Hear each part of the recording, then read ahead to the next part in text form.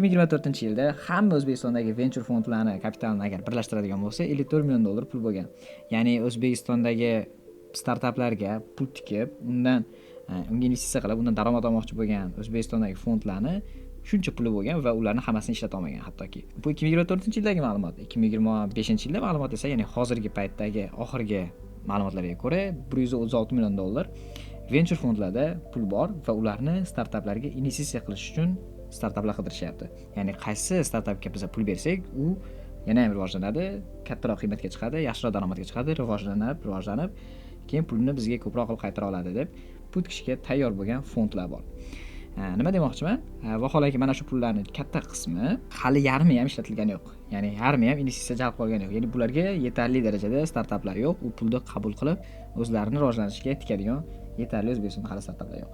Mana endi startap propagandasi boshlanyapti. Ko'rib turganimizdek, atrofda hattoki muhtaram prezidentimiz ham bu narsaga e'tibor qaratib, mana shu summani 136 million dollarlik fondni 1 milliardgacha chiqarish va yana ko'proq startaplarni ov qilishga qaratilgan har xil dasturlar ishlab chiqilyapti.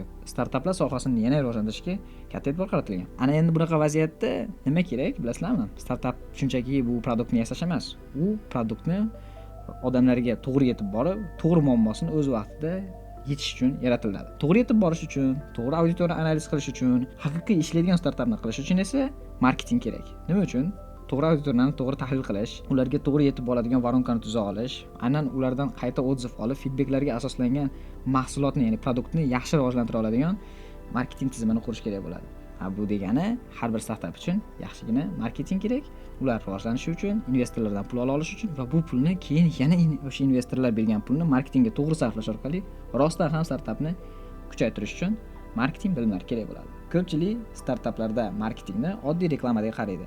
Ya'ni reklamani yoqaman, mijozlar keladi, sotuv bo'ladi, biz konversiyani o'lchab turamiz. Yo'q, unaqa narsa emas. Startaplarda marketing sal murakkabroq ishlaydi. Bu yerda foydalanuvchini jalb qilish bu bitta boshqa tema, ularni aktivatsiya qilish boshqa tema, ularni qayta mijoz qilish va ular orqali organik rivojlanishini ta'minlash umuman boshqa narsa. Shuning uchun bu yerda alohida yangi kasblar chiqib ketgan, ya'ni product manager, product marketolog va hokazo. Ya'ni faqatgina foydalanuvchini jalb qilish emas, jalb qilingan foydalanuvchini aktiv faol qilib, u orqali keyin startapni rivojlantirish haqidagi fikrlar va marketing instrumentlar ko'payib ketgan. Bugungi videoda sizlarga IT loyihalar bo'lsa yoki startap loyihalar bo'lsa, mana shu loyihalarga qanaqa qilib to'g'ri marketing tizimini qurishni o'rganamiz. Ya'ni foydalanuvchi kelishi, uni aktivatsiya bo'lishi va u mana shu loyihangizga sizda monetizatsiya qilishi va qayta sizga daromad keltirib, keyinchalik organik o'sishini ta'minlaydigan loyihani o'ziga qanday e'tibor qilish kerak, qanday analitika qilish kerak, qanday jalb qilish kerak haqida ko'rib chiqamiz. Assalomu alaykum o'rtoqlar. Men ismim Sadriddin. 5 yildan beri marketing sohasida ishlayman. Ta'lim va IT sohalarida ko'proq faoliyat olib borganman shu paytgacha va IT loyihalarini noldan qurib, keyin ularni marketing bo'limini tashkillashtirish va ularda obunachilarni, ya'ni o'sha foydalanuvchilarni ko'paytirish, rivojlantirish, umumiy produktni o'zini foydalanuvchilarga qulay tarzda shakllantirishga yordam berib kelamiz jamoamiz bilan va hozirgi videoda ham aynan mana shu tajribamdan kelib chiqqan holda sizlarga o'zimni 4 bosqichli startaplarga yoki IT loyihalariga qanaqa qilib marketing tizimini qurish haqida ko'rsatib bermoqchiman. Umumiy statistikaga qaraydigan bo'lsak, startaplarning 80-90% birinchi yilning o'zida fail bo'ladi. Investitsiya olish olmasligidan qat'iy nazar ko'pchilik bahona qiladi. Biz pul ola olmadik yoki investitsiya ola olmadik deb. Investitsiya olgan taqdirda ham ular fail bo'lishadi, chunki to'g'ri marketing yoki produktga yo'naltirilgan monetizatsiya yo'lga qo'yilmagan bo'ladi yoki biznes model yaxshi tanlanmagan bo'ladi. Startaplarda marketing bu faqatgina reklama emas, o'z-o'zidan to'g'ri biznes model tanlash ham bu bitta marketing. Ya'ni siz o'sha loyihangizda obuna orqali daromad qilasizmi yoki bitta dona sotasizmi yoki reklama joylashtirasizmi va hokazo yoki komissiya olasizmi har bitta tranzaksiyadan. Bular har xil biznes modellar. Mana shu biznes modellarni hattoki noto'g'ri qurilgani ham bu sizni loyihangiz fail bo'lishiga sabab bo'lishi mumkin.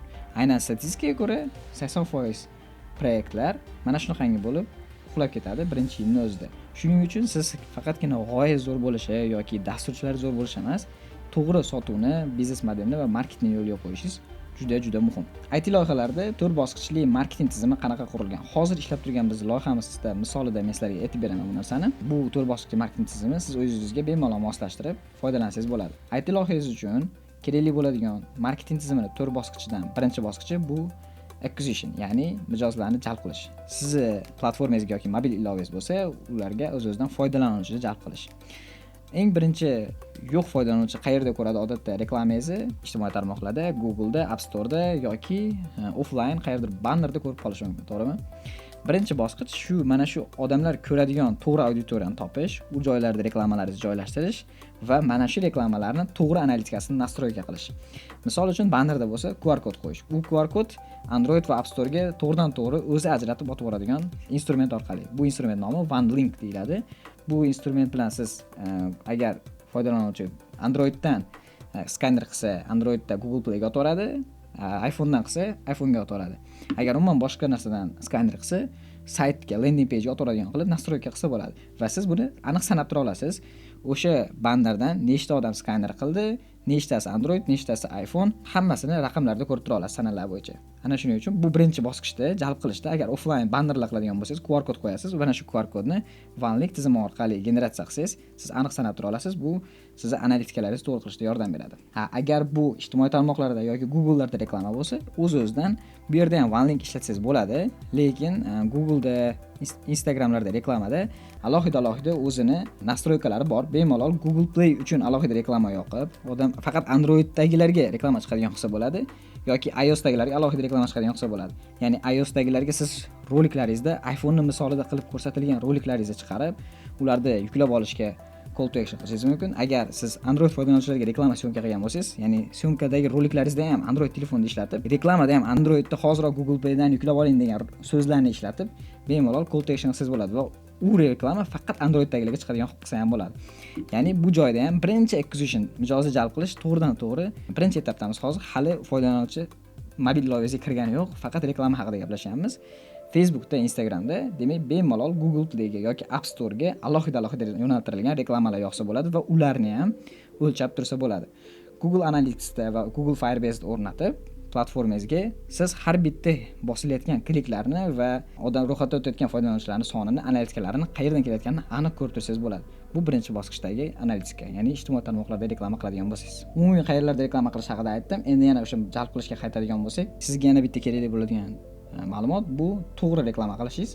Hozir O'zbekistonda nisbatan konkurensiya kam. Shuni hisobiga olsak, reklamalaringizni oddiy reklama yoqsangiz ham nisbatan arzon tushishi mumkin, lekin sekin-sekin konkurensiya ko'payadi. Bu degani kreativroq reklama qilmasangiz, o'z-o'zidan har bitta yuklab olishlar soni sizga qimmatga tushishi mumkin. Kreativroq qilish uchun esa yaxshi content makerlar bilan gaplashib, ssenariylarni qiziqroq qilib, mana shu sizni ilovangiz yoki sizni saytingiz qaysi muammoni yechishidan kelib chiqib, syujetli qilib, kreativroq rolik qilib, mana shu rolik orqali sizni mobil ilovangiz muammoni yechishini aniq ko'rsatib berib, keyin yuklab olishga agar ko'rsatadigan bo'lsangiz, nisbatan qiziqroq chiqadi va yuklab olishlar soni arzonroq tushishni boshlaydi sizga. Startaplarda marketing tizimining ikkinchi bosqichi bu mijozlarni aktivatsiya qilish, ya'ni foydalanuvchilar sizni ilovangizni yuklab oldi, ro'yxatdan o'tdi, endi ular sizga foyda keltirish kerak. Agar siz misol uchun mobil ilovangiz marketplace bo'lsa, ular xarid qilishini ta'minlashingiz kerak, to'g'rimi? Yoki sizda qanaqadir elektron kitoblar do'koni bo'lsa, ular obuna sotib olish yoki kitobni sotib olib parcha o'qishi, mana shu kabi birinchi vazifalarni bajarishi siz uchun asosiy yutuq, to'g'rimi? 100 ta odam yuklab olishi mumkin ilovani, lekin faqatgina 10 tasi ochib registratsiyadan qilishi mumkin. Mana shunaqa vaziyatlarda ikkinchi bosqichda marketing ishlashni boshlaydi. Ya'ni yuklab olishlar yetarli darajaga chiqqandan keyin yana keyingi bosqichga o'tasiz. Bu yuklab olganlarni qanday qilib ilova ichida ro'yxatdan o'tishini oxirigacha yetkazishi, ma'lumotlarini to'ldirishi profilidagi va birlamchi harakatlarini bajarishi. Misol uchun agar o'sha marketplace bo'ladigan bo'lsa, birinchi kichik xaridini qo'shish yoki o'zini uyini lokatsiyasini qo'shish, mahsulotlarni ko'rib chiqib, hatya bir korzinkasiga qo'shish. Elektron kitob bo'lsa, hatya bir parchasini bir 10 minutcha o'qib ko'rishi, birlamchi mobil ilovangizdagi harakatlarni bajarishga iloji boricha yo'naltirasiz. Buni qanaqa yo'naltirasiz? Push notificationlarni avtomatlashtirilgan nastroyka orqali. Ya'ni skachat qildi, 1 soat ichida yoki 5 soat ichida kirmadi. Siz notification yuborsangiz bo'ladi. Lekin agar u ochib notificationlarga ruxsat bergan bo'lsa, registratsiya qildi, lekin hech narsa qilmasdan qaytib chiqib ketib qoldi. Siz unga yana notification yuborsangiz bo'ladi, push qilib, sen registratsiya qilding, endi yangi mahsulotlarimizni hoziroq ilovaga kirib ko'rdi. Va hokazo. Bu ham o'zini strukturasi tuziladi. Oldindan reja qilib olasiz. Qaysi vaziyatda qanaqangi notification yuboraman? Bunaqa qilsa, bunaqa yuboraman. 5 kun kirmasa, bunaqa yuboraman. Agar mijoz nimadirni tanlab, lekin sotib olmasdan chiqib ketsa, buni davom ettirish haqida alohida notification qo'llanmay turib strukturasini tuzib olasiz. Bundan tashqari, boshida aytib o'tgan analitikalarimiz agar to'g'ri o'rnatilgan bo'lsa, siz ko'rib tura olasiz. Har bitta reklamadan kelayotgan mijozlar qaysi etapda to'xtab qolgan va o'sha etapda to'xtab qolganlarning nechtaligini ko'rib tura olasiz. Bu startaplarda marketing yaxshi tomoni shundaki, hamma narsani aniq raqamlarda ko'rib tura olasiz. Aytaylik, 100 mingta odam sizni programmangizni yuklab oldi, 10 mingtasi registratsiya qildi va hech narsa qilmadi. Boshqa registratsiya qilib chiqib ketdi. Sizda aniq shu raqam ko'rinib turadi. 10 mingta odam registratsiya qilib hech narsa qilmadi degan ma'lumot turadi. Siz ularga alohida reklama ko'rsatsangiz bo'ladi. Mana shu 10 mingta odamga ilovani misol uchun aslida katta foyda ekanligini, ko'p narsa yutkazayotganini ko'rsatib beradigan qanaqadir rolik olib, faqatgina shu 10 mingta odamni belgilab Instagramda ko'rsatsangiz bo'ladi. Ya'ni sizning dasturingiz segmentlarni alohida ajratib beradi. Bu segmentlarni siz alohida reklama roliklariga yo'naltirsangiz bo'ladi. Startaplarda marketing tizimi 3-bosqichi bu retention. Ya'ni siz qanchadir vaqt davomida ishlashni boshlaysiz, keyin mobil ilovangizni yoki platformangizda qaytib keladigan mijozlar kamayishni boshlaydi. Aytaylik, bir marta kirdi, servislardan foydalandi yoki qaysidir narsani sotib oldi, qaytib shu bilan bir oylik kirmadi. Vaholanki marketing budjetini eng optimizatsiya qiladigan narsalardan bittasi bu LTV, ya'ni lifetime value. Bitta mijozni sizga umr davomida qayta kelib, sizga daromad keltirishi. Bir marta siz uni qimmat reklamaga olib kelib foydalanuvchi qilib oldingiz, u endi bir marta emas, bir necha marta sizdan 2-3 oy ichida savdo qilsa, keyingina sizga yaxshi foyda keltirishni boshlaydi. Shuning uchun ularni ushlab qolish, ularni qiziqtirish va yangi aktivatsiya qilib doimiy ularni sotib olishga yoki doimiy foydalanishga olib kelish bu ham bitta marketing instrument hisoblanadi. Yana startaplarda shunaqangi bitta termin bor, churn rate deyiladi. Bu obunali startaplarga ko'proq ishlatiladi. Misol uchun siz Yandex Musiqaga obuna bo'ldingiz, oyiga 15 ming so'm. Aytaylik, 2-3 oy obunadan foydalandingiz, qo'shiqlar eshityapsiz, keyin siz qaysidir payt obunani bekor qildingiz. Sizga yoqmay qoldi. Mana shu churn rate deyiladi, ya'ni obuna bo'lib bekor qilganlarning foizi. Aytaylik, bu oy 80% odam obunani bekor qildi. Bu juda ham yomon raqam, to'g'rimi? Ya'ni 100 ta odam bor bo'lsa, 80 tasi obunani bekor qilib oldi. Mana shu churn rate'ni siz doim hisoblab borishingiz kerak va bu narsani ko'payib ketmasligini. Har doim odamlar obunani bekor qiladi. Siz misol uchun bu oyda 1000 ta obuna sotgan bo'lsangiz, 100 tasi отказ qilishi mumkin.